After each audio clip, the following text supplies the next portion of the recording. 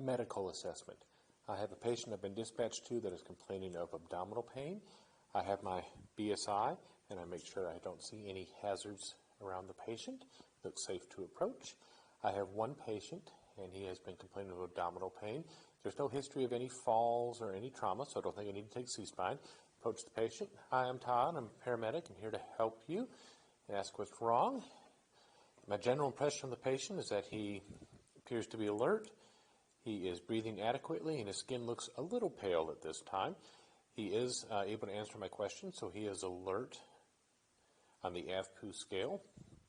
I do not see any major bleeding anywhere, and he is breathing, so I do not see any life threats at this time. So, sir, what's going on today? Oh, I understand your abdomen, your belly is hurting you a little bit. Your abdomen's hurting you. At this point, I would assess the airway to make sure it's open and clear, and it is.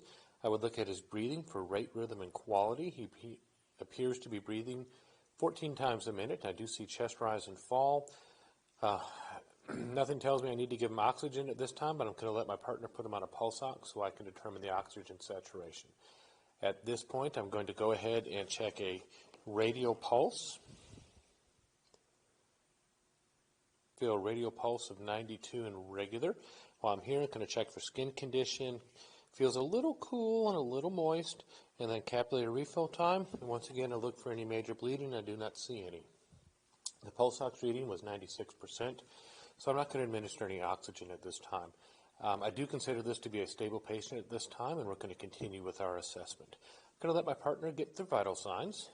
I'm going to ask the questions OPQRST. So, sir, what were you doing when this started? That would be the onset. Does anything make it feel better or worse? That would be provoking it or provocation. Palliation would be if anything makes it feel better. R is I'm going to say your belly is hurting you. Is anything else hurting you? Like maybe one of your shoulders. It could be referred pain.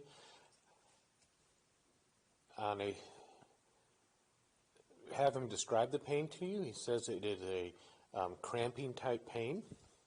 On a scale of 0 to 10, I'm going to ask him how bad the pain is. And he says it's a 7. And then when did this start? T, or time. And he said it starts about 30 minutes ago, and it's come and gone. I want to get a sample history. So signs, symptoms, it would be his abdominal pain. Ask if he has any allergies. He says he's allergic to penicillin. Ask about medications. He says he doesn't take any medicines. He has no significant past medical history. He had oatmeal and juice this morning for breakfast, and he has just been teaching his classes, the events leading up to the incident.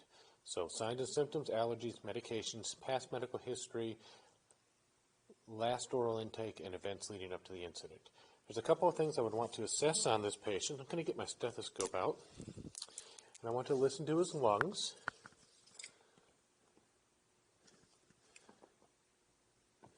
And I listen in at least 4 spots, comparing left and right. They seem to sound good. Since I have my stethoscope, I'm just going to listen to bowel sounds.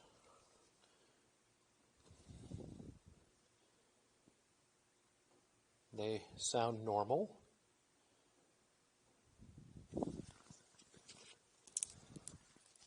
Since he is complaining of abdominal pain, which quadrant seems to hurt the most? It hurts all over? Okay, I'm just going to start up here, and I'm going to palpate to see any pain, any worse when I press.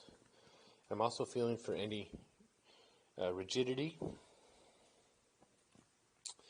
Okay, I'm going to take out my pen light and check his pupils. They look good. And just to be on the safe side, sir, can you squeeze my fingers? Can you feel which hand I'm touching?